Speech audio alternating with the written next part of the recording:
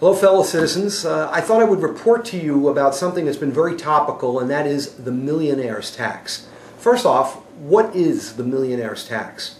What it would be proposed would be the continuation of a fee of $0.015 on every dollar earned over $1 million. That would be a total of 16,000 families in this state, and bless them for having that kind of ability to earn. It would produce collectively almost $700 million.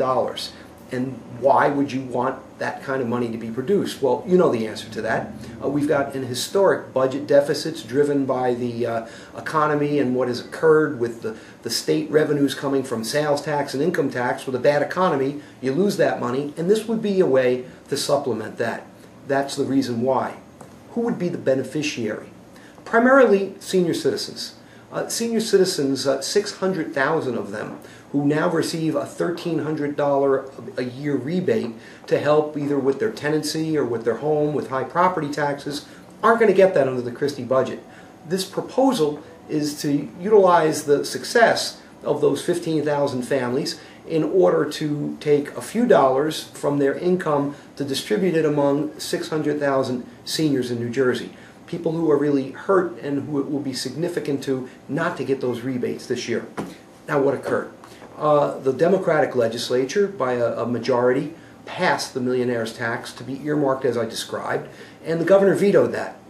Very recently, we came back and attempted to override that veto.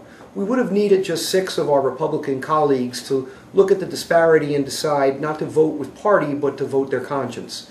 Unfortunately, they didn't do so. So what does this mean?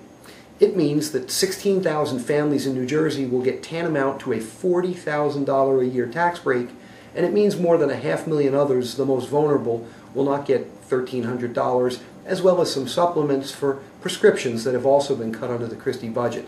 I think that this really demonstrates the profound differences between our partisan politics here in New Jersey.